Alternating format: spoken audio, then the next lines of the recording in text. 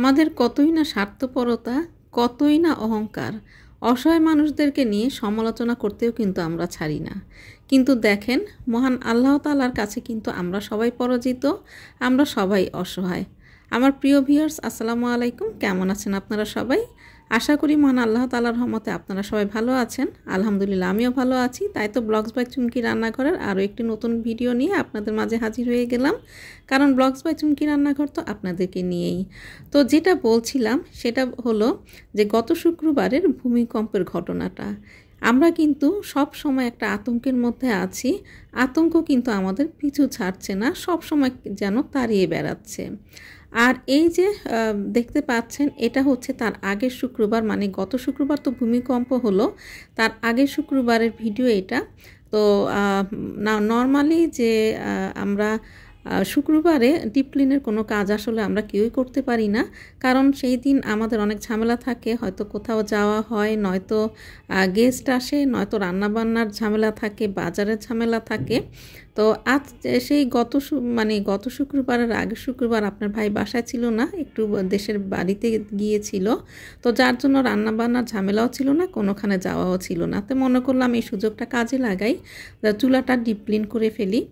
আর এই ধরনের কাজগুলো কিন্তু আমাদের নিজেদেরই একটু কাজের খালাদের সাথে করা উচিত, কারণ ওরা কিন্তু এই চুলার যে সিস্টেমগুলো সেগুলো ঠিকমতো করতে পারে না, যে কোনো একটা কিছু হয়তো নষ্ট করে ফেলে। তো যার জন্য আমি ইলেকট্রনিক্স যে কোনো জিনিস, ফ্রিজ বলেন বা এ ধরনের চুলাগুলো বলেন, সাথে কিন্তু আমি সব সময় থাকি। আর এইভাবে যদি আপনি এই জিনিসগুলো টেক কেয়ার করেন, তাহলে দেখা যায় যে একটা চুলা দিয়ে কিন্তু আপনি বছরের পর বছর, একটা ফ্রিজ দিয়ে বছরের পর বছর আপনি চালিয়ে নিতে পারবেন। কারণ যে কাজটা আমি জানবো, আমি অনেক খুব যত্ন করে করব, সেটা কিন্তু খালারা পারবে না। কারণ মহান আল্লাহ তাআলা আমাদের সবারই কোনো না কোনো গুণ দিয়ে পাঠিয়েছেন। তো আমরাও কিন্তু আসলে সব কাজে পারি তা কিন্তু না। তো যেগুলো পারবো না সেগুলো খালারা তো করেই।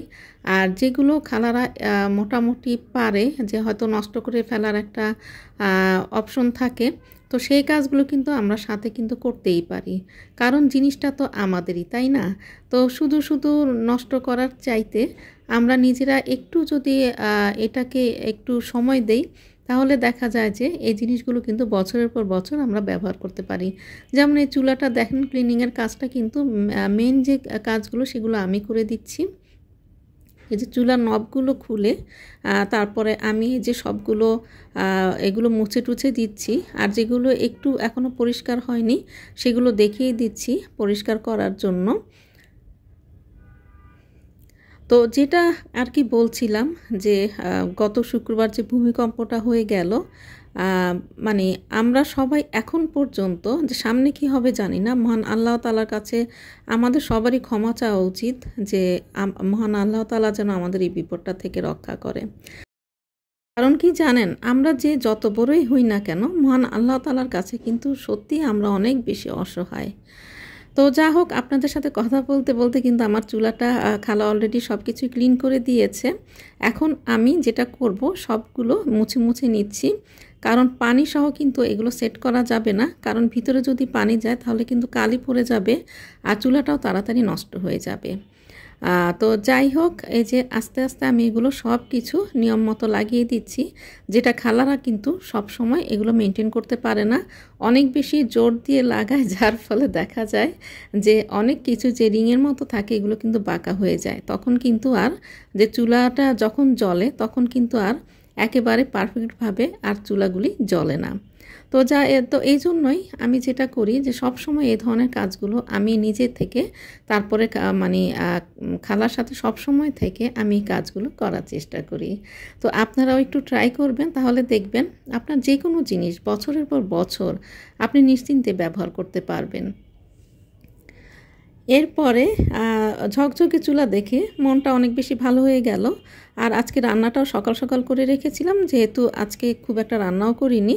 তো আমি যেটা করলাম, ঝটপট চুলাতেই একটা স্পেশাল বান তৈরি করে ফেললাম। বানটা খেতে কিন্তু ভীষণ মজার হয়েছিল। এবারে আপনাদের সাথে আমি শেয়ার করব, থাম্বনেইলে দেখেছেন স্বপ্ন কর্তৃপক্ষকে ধন্যবাদ জানিয়েছি। এর কারণটা হচ্ছে আমি স্বপ্ন থেকে তো সবসময় কেনাকাটা করি। তো সেই দিন গিয়েছিলাম, যাওয়ার পরে আমার চোখে এটা কখনোই আসলে আমি খেয়াল করিনি। তো অনেক ভিড় দেখতে পাচ্ছিলাম। তো আমি আমার কেনাকাটাগুলো সেরে একটু কিছু কি দেওয়ার চেষ্টা করছিলাম, কিন্তু প্রচণ্ড ভিড়। মনে করলাম যে একটু পরেই যাই, হয়তো বা কোনো ভালো মাছ নিয়ে এসেছে, হয়তো বড় সাইজের, এজন্য সবাই ওখানে ভিড় জমিয়েছে।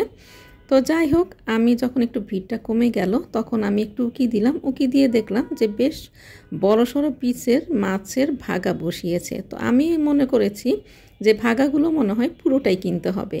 তো সেটা দেখেও আমি অনেক সন্তুষ্ট হয়ে গিয়েছিলাম যে এত বড় মাছ একটা কেনা সবার পক্ষে তো সম্ভব না। আবার অনেকে আছে যে টাটকা জিনিস খেতে চায়, এত বড় মাছটা কিনে ফ্রিজে রেখে অনেক দিন করে খাবে, সেটাও অনেকে পছন্দ করেন না। আবার অনেকে আছেন যাদের সামর্থ্য নেই, বড় বড় মাছগুলো দেখে খালি চিন্তা করেন পরিবারের জন্য যদি কিনে নিয়ে যাওয়া যেত। তো আমি দাঁড়িয়ে দাঁড়িয়ে দেখছিলাম, হঠাৎ এক আপুর কথায় আমি মনে হয় যে একটু মানে কান পেতে দিলাম যে উনি কী বলছে। তো উনি বলছে যে আমাকে 2 পিস দেন।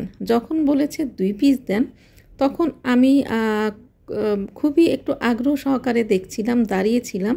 তো দেখলাম উনি 2 পিস মাছ কিনে নিয়ে গেল। 2 পিস থেকে 3 পিস উনি কিনেছেন। এরপরে আমি ওখানে মানে আশ্চর্য হয়ে আমি ওখানে দাঁড়িয়েই ছিলাম যে এটা কিভাবে সম্ভব, 1 পিস আর 2 পিস মাছও কি কেনা যায়। পরে আমি স্টাফকে জিজ্ঞেস করলাম, তো ওনারা বলল যে আপনি চাইলে 1 পিসও নিতে পারেন, সেটা ওজন যতটুকু হবে ঠিক ততটুকুই আমরা মানে পেমেন্টটা আপনি দিবেন। তো আমি না শুনে এতটাই আশ্চর্য হয়ে গিয়েছিলাম, মন থেকেই যেন ধন্যবাদ চলে আসছিল। কারণ ওই যে বললাম, সবার এত বড় মাছ কেনার সামর্থ্য থাকে না। আবার অনেকে যে ফ্রিজে মাছ রেখে খাওয়া সেটাও পছন্দ করেন না। তবে আমার কাছে সবচাইতে সামর্থ্যের ব্যাপারটাই সামনে এসেছে।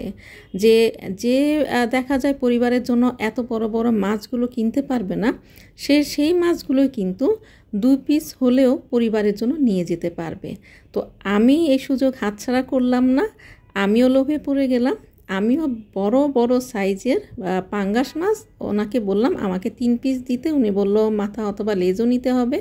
তো আমি মনে করলাম যে ঠিক আছে তাই দেন। তো সেই 3টা পিস দিয়ে কিন্তু আমার পুরো মানে 2 বেলা আমাদের খুব ভালো মতো রেগুলার সাইজে কেটে একদম আমাদের ঠিক মতো চলে গিয়েছে। আর এই যে দেখেন ভাগাগুলো মনে হচ্ছে যে একটু ছোট সাইজ, আসলে না, ক্যামেরাতে বোঝা যাচ্ছে না। পিসগুলো কিন্তু বিশাল বড় বড় সাইজ ছিল, যে এই 3টা পিস দিয়েই কিন্তু আমার 2 বেলা হয়ে গিয়েছে। এবার বুঝেন মাছের পিসগুলো কত বড়।